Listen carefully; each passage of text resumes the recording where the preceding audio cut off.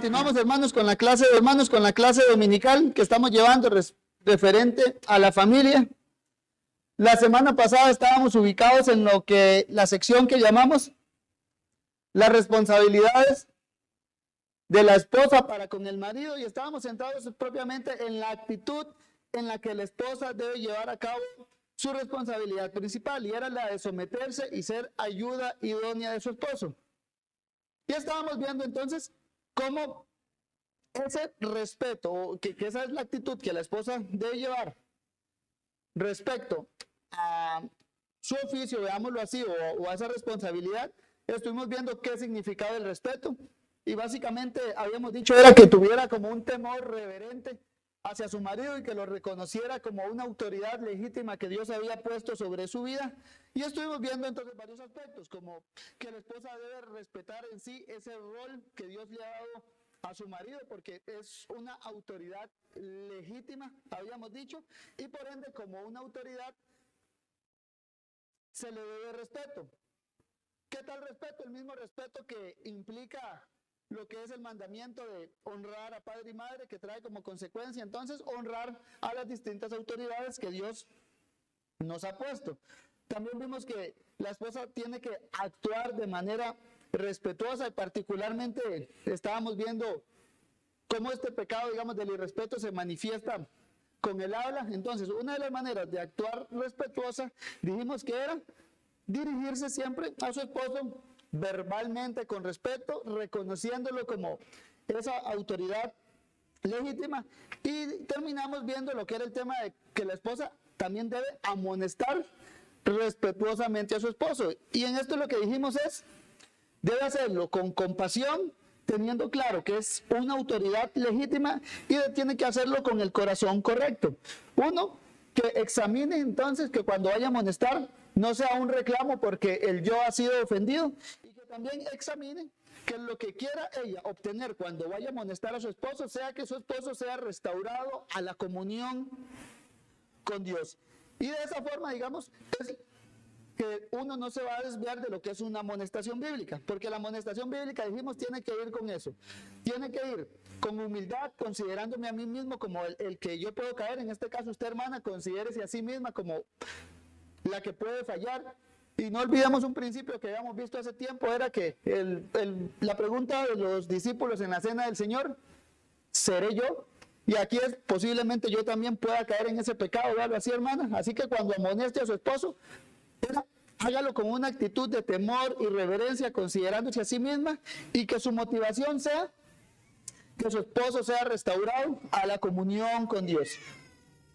Y nos faltaba un último punto para terminar, y es que la esposa irrespetuosa puede sufrir consecuencias. ¿Y qué consecuencias hablo? La disciplina del Señor puede llegar a sus vidas de distintas maneras. Uno, ¿por qué? Porque el irrespeto es un pecado, y veámoslo así. Dos, porque si es creyente, entonces es hija de Dios, y Dios a los que ama, disciplina. Hebreos 12:6 es el pasaje que tenemos de fundamento, porque el Señor al que ama, disciplina y azota a todo el que recibe por hijo. Entonces, con esto, mis hermanos, lo que quiero que entendamos es, el irrespeto o las faltas de respeto hacia el marido traen consecuencias serias. Pueden ser tanto providenciales, pueden ser consecuencias privadas, e incluso pueden ser consecuencias públicas en su matrimonio o incluso en su iglesia. Por otro lado, primero tenga en consideración que, véalo así, como teniendo en consideración al líder que Dios le ha puesto, es ser líder de un irrespetuoso, bueno, es algo desagradable y complicado. Intentar liderar a un rebelde es algo que desanima. Así que posiblemente una de las primeras consecuencias que vaya a sufrir su matrimonio por causa del pecado del irrespeto es que vaya a desanimar a su marido en llevar a cabo la labor de liderarla a usted. Proverbios 12:4 lo pone así: la mujer virtuosa es corona de su marido, mas la mala como carcoma en sus huesos. Dice ahí, más la mala como carcoma en sus huesos. Nosotros como cristianos, para definir el bien y el mal, vamos a la Biblia. En cuanto a la relación matrimonial o a la responsabilidad de la esposa, veámoslo así. La mujer virtuosa, la mujer buena, ¿cuál es? Someteos a vuestros maridos, respetad a vuestros maridos. Es la que obedece el mandato del Señor. Por otro lado, la mala, ¿cuál es? La que no se somete, podemos verlo así, y la que no respeta. Esa es como carcoma en los huesos. Entonces es como eso que va carcomiendo los huesos, casi hasta que lo desgasta. Y entonces, ¿eso qué pasa? Desanima a su líder, ¿para qué? Para que ya sencillamente no quiera liderarla o lo vea como algo gravoso. Otra consecuencia que yo digo que es de esas como disciplinas providenciales que viene es que el pecado jala el pecado. Una falta de respeto posiblemente va a ser respondida de la misma manera. Si usted le habla feo a alguien, ese alguien posiblemente también le va a responder en la misma carne. ¿Y qué va a pasar? Pecado choca contra pecado. Y por último, mis hermanos, en esto de que trae consecuencias serias, lo que no deben olvidar es que el nombre que queda manchado, aparte del suyo, aparte del de su familia, en última instancia es el nombre del Señor, es el que queda manchado. Colosenses 3:18 lo pone así: casadas, estad sujetas a vuestros maridos como conviene en el Señor. Cualquier actitud irrespetuosa, cualquier actitud no amable, no calza en cómo termina este texto, como conviene en el Señor. Recordemos que, como lo dice el apóstol Pablo, es en Cristo. Ya vivimos en Cristo, todo lo que hacemos lo hacemos estando claros que estamos en Él. Así que en estas el Señor manda a las esposas a esto: estad sujetas a vuestros maridos como conviene en Él, como conviene en el Señor. Ya, si están cobijadas bajo, veámoslo así, como aquí está el Señor y ustedes están bajo esa cobija de gracia, entonces tienen que convivir con sus maridos como conviene en ese círculo santo de gracia del Señor. El irrespeto, la no sujeción, eso no es algo adecuado, ya que no es algo que calce con ese círculo de la gracia del Señor, y por ende va a traer consecuencias graves a su matrimonio, a su vida e incluso a su iglesia. Y con esto, mis hermanas, entonces terminamos lo que es esta parte de la esposa. O creo que ya propiamente terminamos lo que es la parte que estábamos viendo, las responsabilidades del esposo, las responsabilidades de la esposa. Lo que sigue en estos días en adelante, siempre dentro de este ámbito que hemos estado viendo de las buenas relaciones, estábamos viendo entonces cómo debe ser una buena relación esposo-esposa. Y ese bueno siempre está definido por lo que nos manda la Biblia.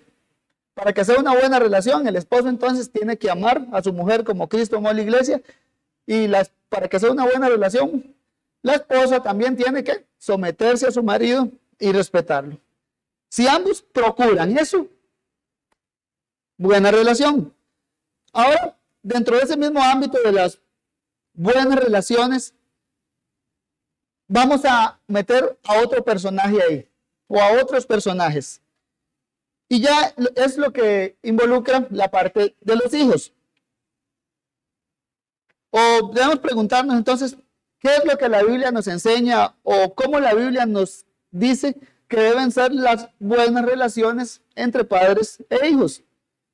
Y la Biblia en esta temática, mis hermanos, nos da directrices claras, nos da directrices tanto para los padres, como también nos da directrices para los hijos. Las directrices para los padres. Abramos nuestras Biblias y vayamos a Efesios 6, versículo 4.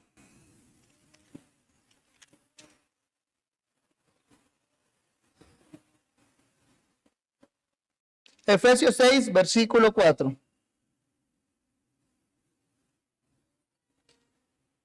Pensando en qué dice la Biblia de cómo los padres deben tratar a sus hijos.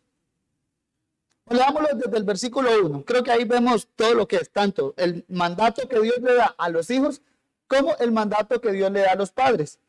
Veamos, Efesios 6, versículo 1 dice: hijos, obedeced en el Señor a vuestros padres, porque esto es justo. honra a tu padre y a tu madre, que es el primer mandamiento con promesa, para que te vaya bien y seas de larga vida sobre la tierra. Y vosotros, padres, no provoquéis a ira a vuestros hijos, sino criadlos en disciplina y amonestación del Señor. Entonces de esto podemos sacar, creo que sencillo, Dios a los hijos que les manda, que obedezcan en el Señor a sus padres, les da un motivo, porque es bueno, y después les da una promesa. Ya. Tienen que obedecer, es bueno, y además hay una promesa. Eso es lo que el argumento sencillo del apóstol Pablo para los hijos. En cuanto a los padres, Pablo también les habla y les da dos cosas, veámoslo así, les da una proposición negativa y por otro lado les da una proposición positiva. La proposición negativa dice, y vosotros padres no provoquéis a ira a vuestros hijos. Y ahí les dice algo que no deben hacer los padres es provocar a ira a los hijos. Y por otro lado, la proposición positiva, entonces, ¿qué sí deben hacer? Criadlos en disciplina y amonestación del Señor. En esto es lo que nos vamos a centrar entonces de aquí en adelante, mis hermanos, y vamos a ver primeramente los deberes de los padres. Eso ya siguiendo el orden que traímos. Estábamos viendo los deberes del esposo, los deberes de la esposa, ahora vamos a ver los deberes de esos dos juntos para con sus hijos. Entonces, los deberes o responsabilidades de los padres hacia sus hijos o para con sus hijos. Y vamos a comenzar viendo lo que es esta parte negativa, lo que los padres no deben hacer con sus hijos. Y de primera entrada, vayamos entonces a Efesios 6:4 o quedémonos ahí y dice, y vosotros padres no provoquéis a ira a vuestros hijos. Entonces, ¿qué no deben hacer papá y mamá con sus hijos? Provocarlos a ira. Y preguntémonos, ¿qué es eso de provocarnos a ira? ¿Será que cualquier causa, cualquier, digámoslo así, enojo de los hijos que sea provocado por los padres, es eso de provocarlos a ira? ¿Será que sí? ¿Será que no? En sí, ese es un término que cuando se emplea en la Biblia, particularmente en el Antiguo Testamento, es un término algo fuerte. ¿Por qué? Porque siempre va marcado cuando Dios particularmente queda como, usando un término muy típico, cuando Dios queda obstinado del pecado del pueblo de Israel. ¿Y qué hace Dios? Ya me provocaron a ira con sus ídolos, me provocaron a ira desobedeciendo mis leyes. ¿Y qué hizo Dios? Juzgó al pueblo de Israel por provocarlo a ira. Veamos un ejemplo. Vayamos al libro de Deuteronomio, capítulo 32, versículo 21. Deuteronomio 32, versículo 21.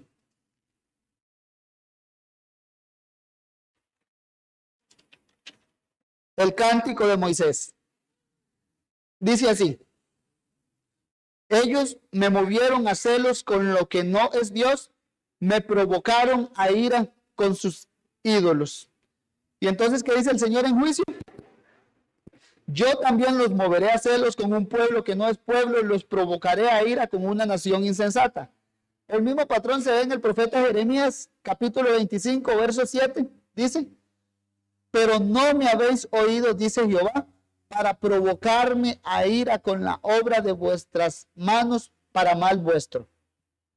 Ese provocar a ira, como lo ve uno ahí, es cuando el pueblo particularmente entonces desobedecía a Dios. Esto debemos también tenerlo marcado, mis hermanos, dentro del contexto que llamamos pactual de la Biblia. Es decir, Israel provocaba a Dios a ira cuando ¿qué? Cuando ellos no cumplían esas expectativas santas y justas que el pacto demandaba de ellos. Dios en su gracia había metido a Israel en una relación de pacto y por ende, cuando el pueblo de Israel no cumplía esas expectativas, llamémoslo santas y justas, ¿qué hacía? El Señor era provocado a ira por el actuar del pueblo. Entonces, eso creo que podemos traerlo un poco al matrimonio en el sentido de que el matrimonio ciertamente es una relación pactual en la cual ambos cónyuges delante del Señor se comprometen el uno al otro, ¿a qué? A amarse y procurar el bien mutuo, y ponen como testigo a Dios, a la iglesia, a, digámoslo así, o al ente secular que pueda estar ahí, de que ellos se han comprometido de por vida aquí a cumplir ese pacto. Y el no cumplir ese pacto entonces implica vergüenza e implica ciertamente algún castigo divino, algún castigo providencial por lo mismo. En cuanto a la familia, entonces, o al matrimonio, un fruto de esta relación pactual son los hijos. Y por ende, en alguna manera, los hijos también quedan involucrados en esas promesas pactuales que se hacen esposo y esposa. Y ciertamente debemos entenderlo también, mis hermanos, que como en una relación pactual, los padres son como esa parte fuerte del pacto que debe procurar suplir, veámoslo así, o mantener, o dar provisión, disciplina e instrucción en general a quienes, a la parte débil del pacto, que en nuestro caso la parte débil del pacto, ¿quiénes son? Los hijos, los que involuntariamente son puestos en una relación familiar, ya soberanamente por Dios e involuntariamente por ellos son puestos en una relación donde, ¿qué deben hacer? Someterse a la parte fuerte del pacto, en este caso, a sus partes. ¿A qué voy con esto?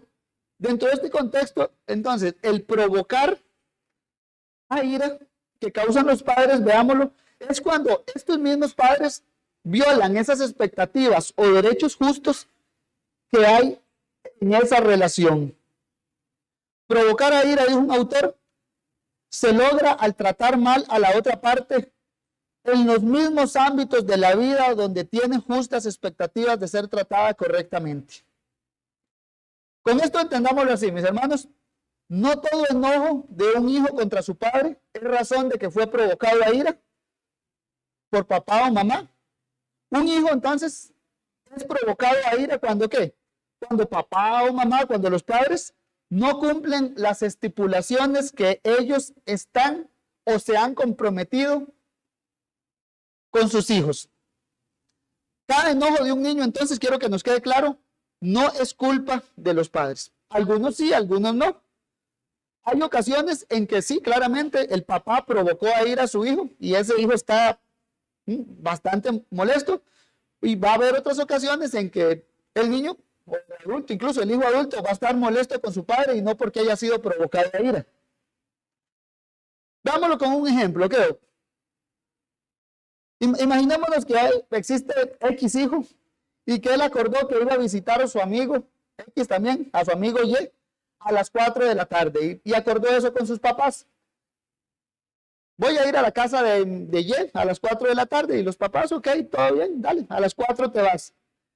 Pero pasa que, no sé, son las 3 de la tarde y papá y mamá se ponen creativos y, ok, mira, hay unas labores pendientes que tienes que hacer, así que no te vas a ir a la casa de tu amigo Y hasta que termines estas labores. Bueno, y ya a X no le dio tiempo.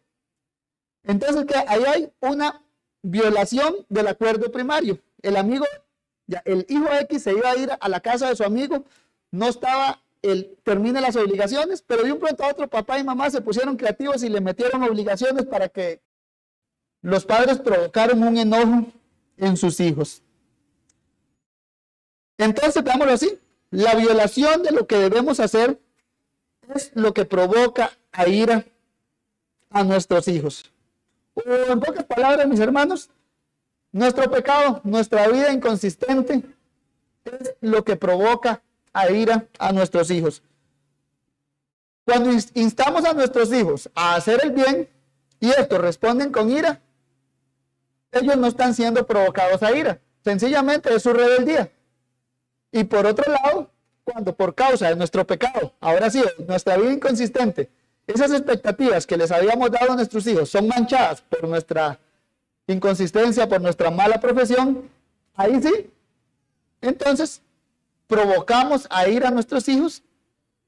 Y por un lado, debemos arrepentirnos de ese pecado de provocar a ira porque no estamos haciendo bien la labor. Y por otro lado, hay que corregir la ira en nuestros hijos que nosotros mismos causamos.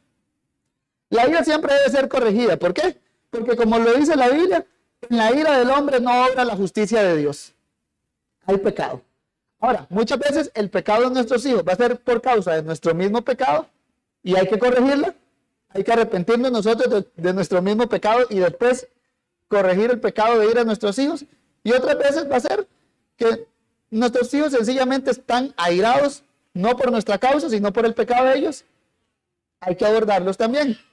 Ese pecado no debe ser tolerado. Ahora, veamos algunos ejemplos más puntuales entonces de algunos casos en cómo por nuestra inconsistencia o por nuestro pecado vamos a provocar a ira a nuestros hijos. Uno, la excesiva disciplina. ¿A qué voy con esto? Ningún padre o ninguna madre debe estar ansioso o anhelando disciplinar a su hijo. ¿Por qué? Porque la disciplina no es agradable. Hebreos 12:11. Es verdad que ninguna disciplina al presente parece ser causa de gozo. Es decir, un padre no debe estar como aquí con ese ojo vigilante para a la mínima paletazo. No. Papá o mamá no deben disfrutar de la disciplina. Ya, entonces el exceso de disciplina va a causar irritación en los hijos. La disciplina es buena, claramente el Señor la manda. Es un buen indicador de esa salud paternal que se da en el hogar. Incluso en la iglesia la disciplina es un buen indicador de esa salud sana, valga la redundancia, de la iglesia. Pero el exceso de disciplina también indica que algo anda mal, tanto en la iglesia como en el hogar, y puede indicar despotismo, falta de amor. Porque se puede pensar que si la disciplina es buena, entonces entre más mejor. Pero ahí entra la mesura. El exceso de disciplina ciertamente va a hacer que los hijos sean provocados a iras. Los padres entonces debemos intervenir a nuestros hijos, disciplinarlos, claramente que sí, pero con amor y siempre pensando en el bien de ellos. Y la disciplina nunca debe ser disfrutada, porque no es algo agradable. Otra cosa que provoca ira a nuestros hijos es la vida inconsistente. ¿A qué voy con esto? Por ejemplo, el ejemplo anterior que vimos. Padre poniéndole condiciones sacadas de la manga a su hijo X para que no haga cierta cosa. Entonces, eso ya lo vimos, causa indisposición, causa desánimo, causa que los hijos se enojen. Incluso la misma disciplina inconsistente. Si un día disciplinamos por un pecado y al otro día no, ahí va a haber algo. ¿Por qué hoy sí? ¿Por qué mañana? ¿Por qué ayer sí? ¿Por qué hoy no? Y eso, claro, va a frustrar a la persona. Eso confunde la mente y por ende va a ser provocado a ira el hijo. El enojo está siendo provocado por nuestro pecado, no porque nosotros seamos fieles a Dios, más bien por nuestra inconsistencia, por nuestra infidelidad a Dios, vamos a provocar a ira a nuestros hijos. ¿Qué más? La crueldad. Es malo. De la boca de los padres jamás deben salir palabras hirientes para los hijos.